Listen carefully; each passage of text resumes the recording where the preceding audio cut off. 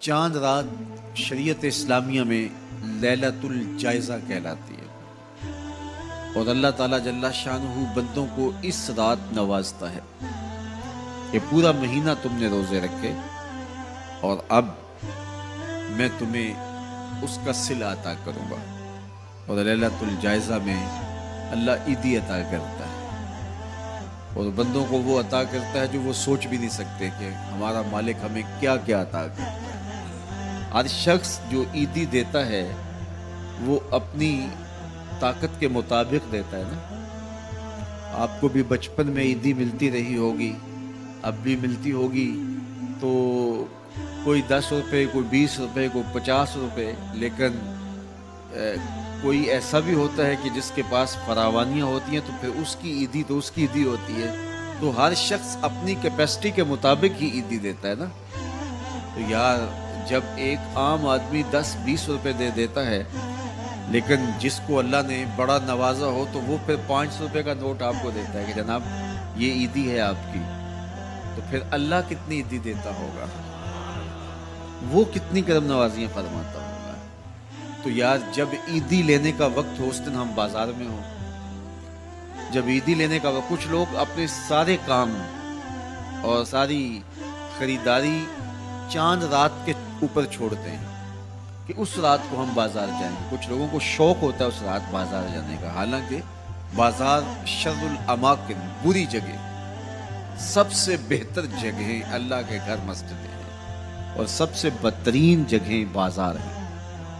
تو مجبوری کے ساتھ بازار میں جایا جاتا ہے، آپ کی مجبوری ہے کچھ خریدنا، اور اگر آپ کاروبار کرتے ہیں تو آپ کی مجبوری ہے کچھ بیچنا، تاکہ آپ اس خرید و فروخت سے اپنے بچوں کا رزق کما سکیں یا اپنی ضروریات کو وہاں سے جا کے خرید کے لا سکیں۔ تو وہ مجبوری ہے، تو مجبوری کے لیے آپ وہاں جا سکتے ہیں، اور ہمیں حکم دیا گیا دیر سے جاؤ جلدی واپس آ جاؤ۔ مسجد میں حکم دیا گیا ہے جلدی جاؤ دیر سے واپس آؤ۔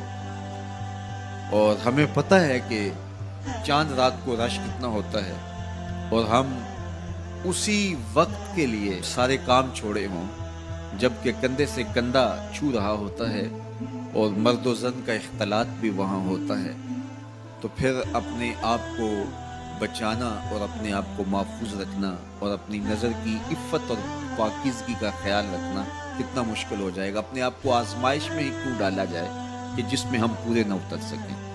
تو اس لیے یہ بات ذہن میں رکھیے گا کہ یہ لیلۃ الجائزہ ہے، یہ جھولی پھیلا کے رب سے مانگنے کا وقت ہے، یہ بازاروں میں آوارگی کا وقت نہیں ہے۔ تو یہ رات بھی ہماری اللہ کے حضور عبادت میں گزرنی چاہیے، ذکر و فکر میں گزرنی چاہیے، یاد الہی میں گزرنی چاہیے۔ تو لیلۃ الجائزہ کو کبھی ضائع نہ کیجیے اور اس رات کو برباد نہ کیجیے۔ سارے مہینے کی محنت آپ نے جو کی، اب اس کا صلہ لینے کا وقت ہے، اب عیدی لینے کا وقت ہے۔ تو عیدی لیجئے اپنے رب سے، جھولیاں پھیلا پھیلا کے لیجئے، اس سے خیرات مانگیے، اس کی کرم نوازیاں اور اس کی رحمتیں تمہارے اوپر برسیں گی، تو ان کو اپنے دامن میں سمو لیجئے۔ تو اپنی ضروریات کے لیے اور وقت نکالیے، اور عید کا دن بھی اللہ نے ہمیں 5 نمازوں کے علاوہ ایک اضافی نماز عید کی ہمارے اوپر واجب کی ہے۔ عید کے دن تو لوگ فرض نمازیں چھوڑ دیتے ہیں، جبکہ عید کے دن فرض نمازوں کے علاوہ ایک اضافی نماز رکھی گئی ہے۔ تو یہ ہمارا امتحان تھا، ہمارے ایک مہینے کی جو ٹریننگ ہوئی تھی، اس کے بعد آج ظہر کے وقت، آج عید کے دن فجر کے وقت، آج عصر اور مغرب کے وقت دیکھنا تھا کہ اس کا اثر ہماری روح میں کتنا اترا ہے۔ اور میں کہتا ہوں کہ جب مسلمان سارا مہینہ روزے رکھیں، تراویح بھی پڑھیں اور نمازیں بھی ادا کریں، اور عید کے دن فجر کے وقت مسجد میں نمازی نہ ملے، ظہر کے وقت آدھی صف ہو، تو شیطان تو بڑا خوش ہوتا ہوگا، وہ تو بڑا راضی ہوتا ہوگا کہ یہ پڑھتے تھے نمازیں اور تراویح اور کیا کیا کرتے تھے، پتہ چلا نا کہ ان کے اندر کچھ بھی نہیں اترا، اور یہ جہاں کھڑے تھے اس سے بھی نیچے لڑک کے آ گئے۔